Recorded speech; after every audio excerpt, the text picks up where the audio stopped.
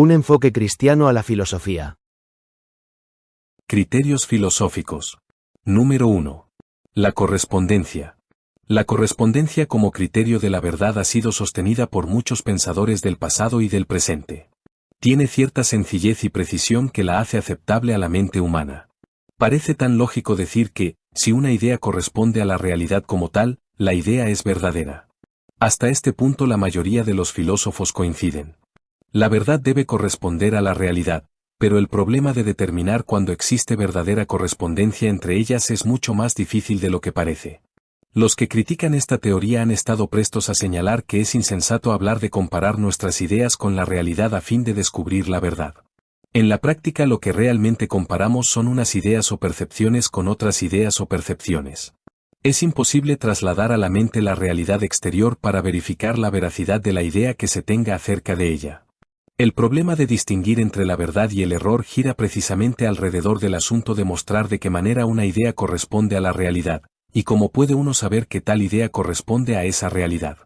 La correspondencia no resuelve el problema, sino simplemente establece qué es lo que comprende una situación de la verdad. En nada ayuda a demostrar de qué manera nuestras ideas o percepciones dan un cuadro exacto de los objetos o cosas con las cuales tienen relación. No podemos conocer los fenómenos aparte de la experiencia de los sentidos, de modo que es inútil hablar sobre si nuestros juicios corresponden con el objeto o no, como prueba final de la verdad. Aún más, mucho del conocimiento tiene que ver con objetos interiores, u objetos de pensamiento, tales como conceptos matemáticos, valores, etc. Siendo que tales objetos no tienen existencia fuera del reino nouménico, el criterio de la correspondencia no tiene aplicación. Mientras que una situación de la verdad puede muy bien describirse como aquella en que existe la adecuada relación entre la idea y la realidad, la correspondencia misma no nos ayuda a determinar cuándo es que tal relación existe. Número 2. El pragmatismo. El término pragmatismo se ha usado en muchos sentidos diversos, como primero ha aclarado el profesor Arturo Lovejoy. Lo que a nosotros nos ocupa aquí es el pragmatismo como criterio de la verdad, tal como lo usaron filósofos como Guillermo James y Juan Dewey.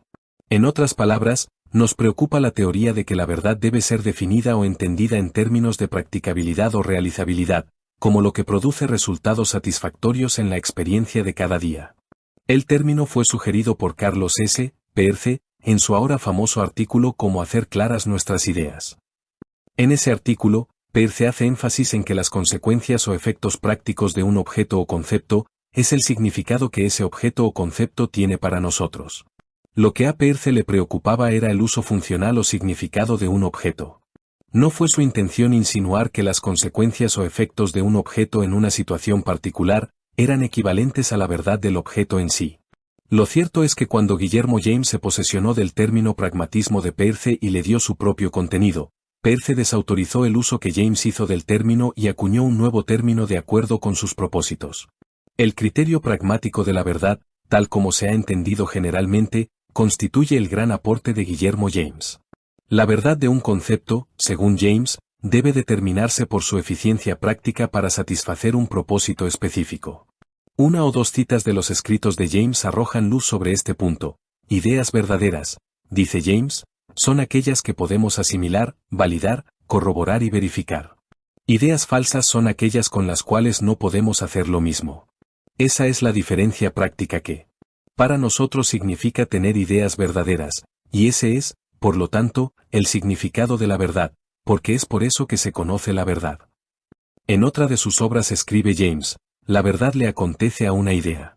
Se vuelve verdadera, es hecha verdadera por los eventos.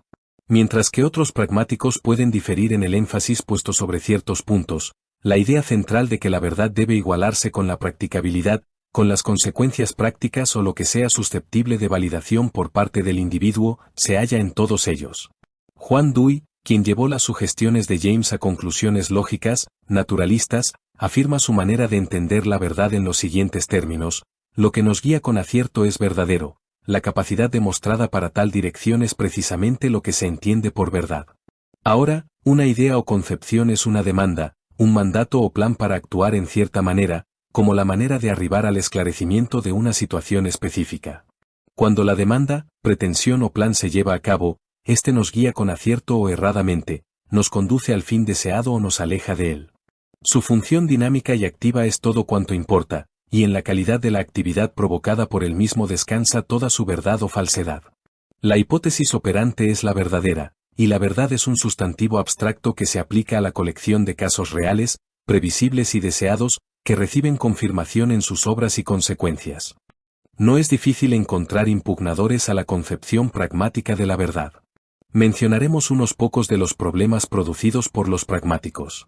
Es evidente que el concepto de practicabilidad es relativo. Cuando el pragmático habla de la practicabilidad como criterio de la verdad, puede surgir la pregunta, ¿practicable para quién? Un asaltador de casas puede adoptar el criterio pragmático de la verdad y afirmar que una fructífera carrera de robos constituye la forma más satisfactoria de vida. Siendo que una vida de fructuoso robo, sin ser atrapado, desde luego, resulta práctica para el ladrón, ¿no deberá considerarse como el verdadero género de vida que debe llevarse? ¿No ha sido comprobado por los resultados? El libertino puede arguir en el sentido de que una triunfante seducción produce los resultados más satisfactorios de la vida y validar de esa manera la verdad de su sensualidad. Se podrían citar infinidad de casos como estos y, desde el punto de vista pragmático, parece no haber manera de descalificar el argumento.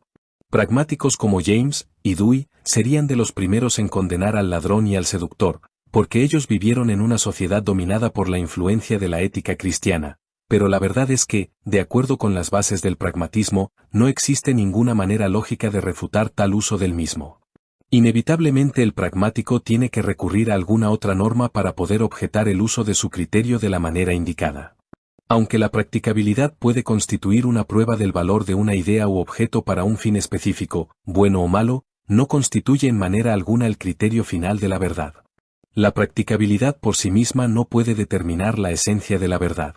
Otra objeción que se hace al pragmatismo es que la idea de la practicabilidad o de las consecuencias no enfoca realmente la naturaleza de la verdad, sino que solamente hace luz sobre algo de la verdad. La razón por la cual una hipótesis conduce a resultados satisfactorios, es que la misma ha sido determinada o se ha llegado a ella desde la estructura presente y conocida de la realidad. Las cosas no son verdaderas porque surten efecto, sino que surten efecto porque son verdaderas. De ahí que es imposible que un curso de acción basado en tal hipótesis no lleve a la verdad, sino que la verdad de la realidad misma es inherente a la hipótesis. La verdad descubierta por el pragmático es inherente a la estructura de la realidad tal como nosotros la conocemos. Hay, entonces, una verdad absoluta en la cual se ocupa el pragmático en una forma parcial en beneficio de un fin utilitario. Hay una objeción más en el hecho de que algunas buenas consecuencias emanan a menudo de sistemas metafísicos inaceptables.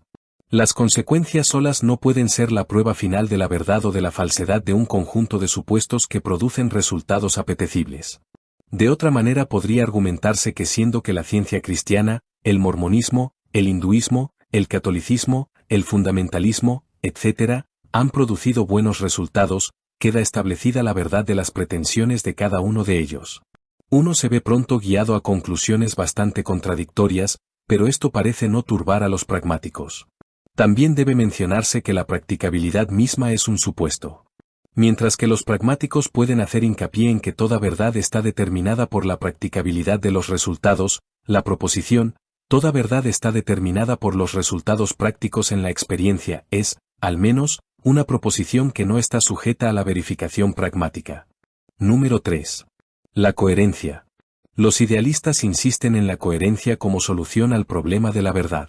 Aunque ya hemos hecho ver que la coherencia no es en manera alguna propiedad exclusiva de escuela alguna, haremos una exposición y evaluación de la concepción idealista de la misma.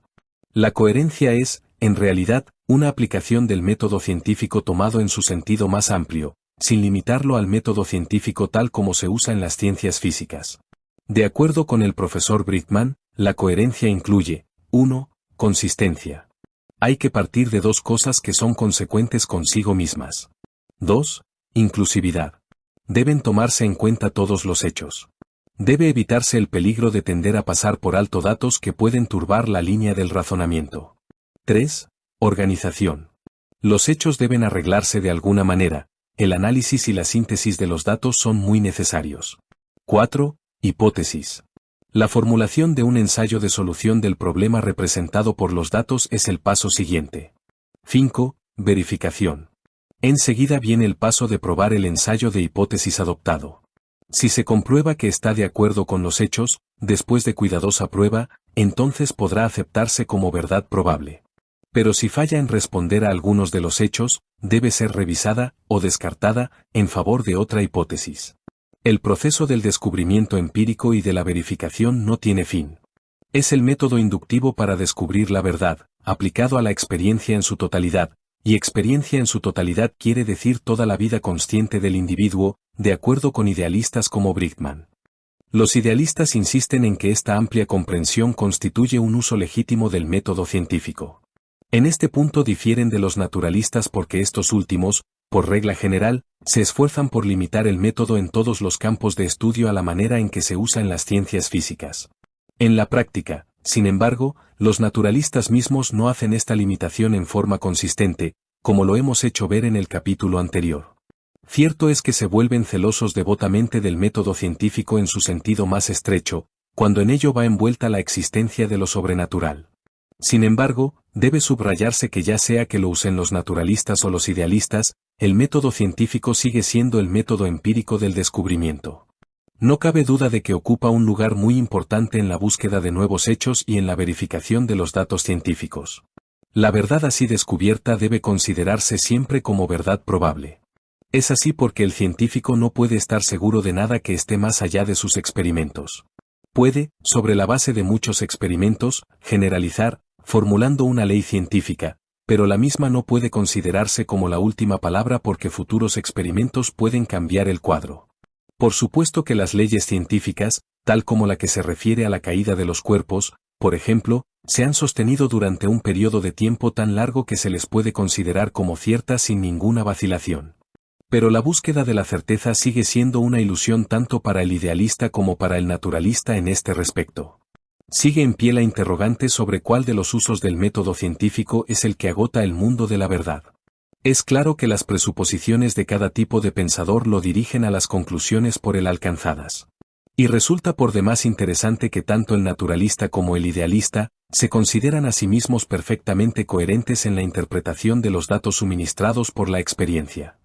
Intentaremos ahora hacer la evaluación del criterio de coherencia tal como lo usan los idealistas. Hemos observado en los dos capítulos anteriores que la coherencia, como la última palabra tocante al problema de la verdad, tiene limitaciones bien definidas. Como lo hemos hecho ver, todos los pensadores, sea cual fuere su visión o perspectiva del mundo, se creen a sí mismos perfectamente coherentes. En otras palabras, el criterio de coherencia puede aplicarse con igual validez a cualquier sistema de pensamiento.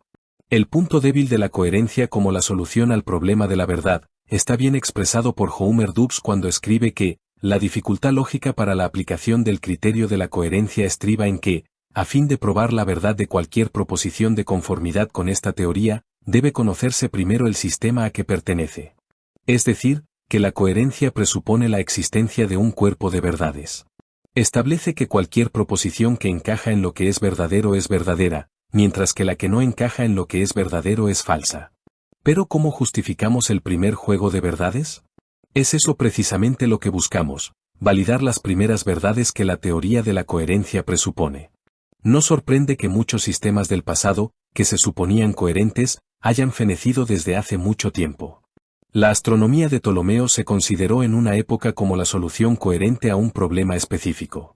Parecía ser la respuesta más coherente a la luz de la experiencia en una época determinada. ¿Es así o no? Puede argumentarse que más tarde fue desechada por la sencilla razón de que se demostró su incoherencia, pero esto no favorece en nada al criterio de la coherencia. Puntos de vista contemporáneos en cualquier momento. ¿Cómo puede, entonces, decirse que la coherencia determina la verdad como tal? También se ha hecho la objeción de que la coherencia no es práctica como hipótesis operante. Si es que hemos de conocer la verdad, uno se ve lógicamente forzado hacia la conclusión de que el todo debe ser conocido. Como muchas veces lo dijo Hegel, la verdad es el todo. Cada segmento de la experiencia debe verse como perteneciente a una gran unidad y, finalmente, a la realidad como un todo. Bradley escribe que el todo debe conocerse a fin de hacer inteligible la función de las partes. Siendo que es imposible que arribemos a la verdad de esta manera, muy bien puede guiarnos al escepticismo. Como dice el profesor Dubs, La plausibilidad de la coherencia radica en el hecho de que podemos romper el universo en partes o sistemas después de haberlos descubierto y usar estos sistemas para sacar inferencias de otras partes de los mismos. En último análisis, la coherencia quiere decir que una cosa es coherente con lo que ya ha sido aceptado o creído, como por ejemplo, un sistema particular de presuposiciones sobre el cual se ha moldeado una visión del mundo. Sin embargo, la coherencia no determinará nunca por sí misma la verdad o falsedad de un determinado punto de vista del mundo. No cabe duda de que la coherencia tiene gran importancia para hacernos recordar que nuestras visiones del mundo deben permanecer unidas. Nos hace recordar que todos los hechos de significación deben tenerse en cuenta para obtener una filosofía de la vida. La mente del hombre exige una perspectiva ordenada y razonable. Pero no debe ponerse demasiado énfasis en la coherencia. La naturaleza humana demanda una consistencia sistemática o corre el peligro de un posible colapso mental. Sin embargo, y en última instancia, lo coherente se mide mediante observación, la que se realiza a través del color del cristal con que captamos la realidad.